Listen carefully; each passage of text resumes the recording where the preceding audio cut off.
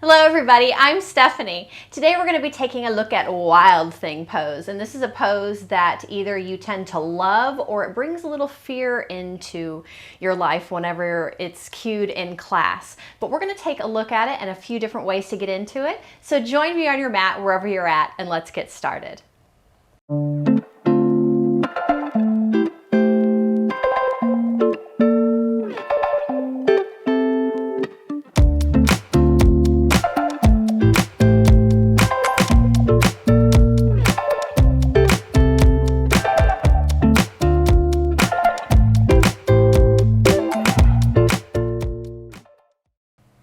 Wild Thing is one of those poses that when you come into it, it really opens things up. It's a hip opener, it's a heart opener, but it does take a little bit of upper body strength and core strength. So I'm going to show you a couple different ways to come into this posture. Before we get started, let's talk about Wild Thing first.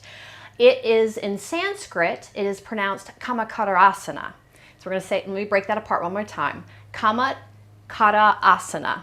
So this is Wild Thing pose, and you can come into it from a couple different ways. So we're going to start with some of the easier ways to come into it. So whenever this is cued in class, a lot of times it is cued from down dog, and then you're cued to kind of flip open to Wild Thing, and that can be a little bit scary to people. And so we're going to try to take it and break it apart a little bit to make it a little bit more adaptable for every body type. So we're going to look at it first from gate pose. So we're going to come to the knees stacked underneath the hips, left palm stacked underneath the shoulder, and then you're going to roll onto your left side and extend the right leg and spin on the left knee so that the toes are pointed back behind you. And the reason that I'm calling this gate and not side plank is because if you've looked at some of my videos for side plank, the knee is going to be down. Gate, the knee is going to be underneath the hip.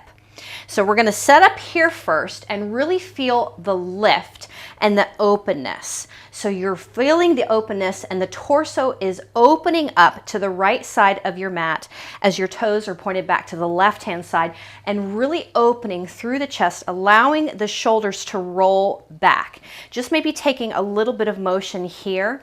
This might feel good enough, and you can just stay here and then maybe begin to reach the right arm up. And if that feels good, maybe you reach it back behind you just a little bit more, but just opening the heart. And then we're going to bring the right hand back down and walk the left palm forward just a little bit. We really want to find a lift, press away, so we're not stacking here. It's not a side plank.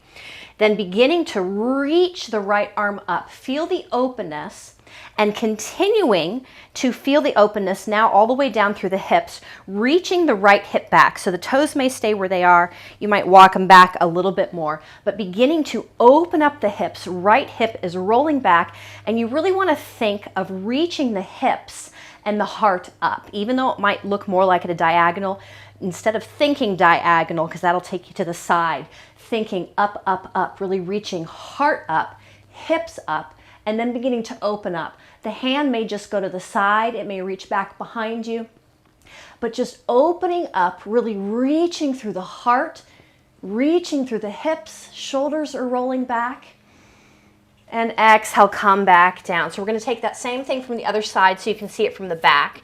So we're coming from table, right knee's coming underneath the hip. We're going to transfer the weight to the right palm, left foot is stepping out, and then I'm spinning on the right knee so the toes are pointed to the right.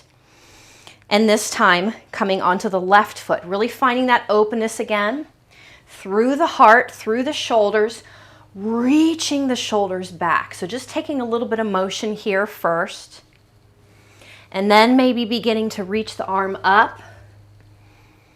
Then bring the left palm down, and we're going to reach the right palm out just a little bit further. So we want to press away instead of stacking and allowing that stack to determine where we're going. Inhale, lift, reach up through the heart, through the hips, really pressing away from the palms so you're not letting the shoulders come up by the ears, but just feeling open, open, open, thinking open, open, open, up, up, up, up, up. Again, the hand, doesn't matter where it is, as long as the shoulder is not rolled in. We want to really roll it back and then find our extension. And exhale, coming down. So that's one way to take kind of a modification of Wild Thing from gate pose. You can also do this, we're going to take it a step up, from side plank. So for this version, you want to be a little bit more comfortable with coming to side plank where both of the legs are extended. You can have one foot in front of the other, you can have them stacked, but if the knee is coming down, it's going to be better for you to take this pose from gate. So you want to make sure that you're comfortable first in side plank with the feet unstacked. So before you take the feet out, you want to walk that palm forward. So we're not coming into a full side plank because we're not stacking the shoulder over the wrist. And then unthreading the feet. One can be in front of the other. One can be stacked on top of the other. And then again, we're opening up and feeling that openness in the heart, in the shoulders. And then when you're ready, right toes are going to begin to walk back behind you, and then help you push and really reach the hips up, reach the heart up. If you can, really pressing down through the sole of the right foot so you're not staying onto the side of the foot, but you're using the grounding through both feet to really lift the hips up, up, and exhale, coming down. So sometimes you will hear it cued where you need to stay on the ball of the foot that is reaching back. And this is just kind of a preference. You can always come down to the sole. So I'll show you on this other side how you can come down to the sole if you're comfortable. Sometimes people like to stay up on the ball of the foot because that helps them really press up just a little bit more. But it's all depending on your body type. So we're going to come to the other side, unstack the wrist so it's not stacked underneath the shoulder. I'm going to come onto my right side, come into my kind of modified side plank, really begin to open up, and then bending the left knee, left toes can come back, and I'll show you on this side, you can come down to the sole of the foot. You might have to walk it down a little bit. Then beginning to reach up on an inhale, hips up, heart up, arm again, it can come out to the side, back behind you, but really pressing away from your mat, coming into Wild Thing other side, and then very gently coming out the way you came in and coming back down. So we're kind of building this up, and we're going to take this from down dog. As I said before, this is kind of the more traditional way to come into the posture. This is where it's cued a lot. In vinyasa class, you'll come to down dog, and then they'll say, if it's in your practice, flip your dog and go into Wild Thing. And some people are just not comfortable with that. So take one of those first two versions, either from gate, from side plank. But I'm going to show you here from down dog if you're comfortable with that. So if you tried the gate version and you're like, I'm okay. You try the side plank version and you're like, still okay. Try it from down dog. Just see how things are going. So we're coming from tabletop, wrists underneath the shoulders, knees underneath the hips, core is in, press down into the mat, tuck the toes, hips up and back, return to down dog. So from here you can see wrists are already unstacked. So not from plank, but from down dog, you're really reaching up and pressing the mat away. Then I like to take this from a hip opener. So we're going to take it with the right leg lifted first. Begin to find the hip opener so the right knee bends and reach the right foot back to the left. So I'm already beginning to rotate. This time, I know a lot of times when I cue hip opener, I will say keep the pits down. You don't want to rotate the pits up. But we're coming from here and then beginning to open the pits up, beginning to transfer more of the weight to the left palm, to the left foot, and spinning on the foot.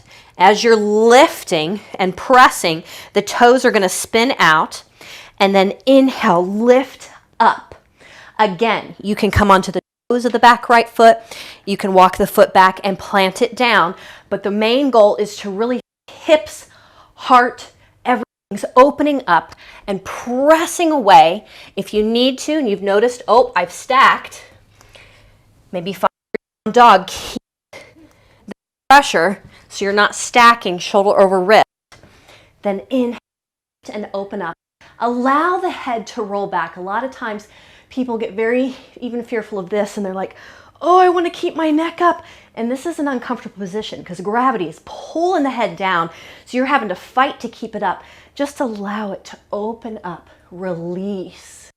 Really reaching up, up, up, open.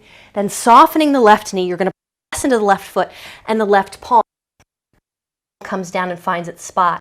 And then the right foot down and you can meet in your down dog.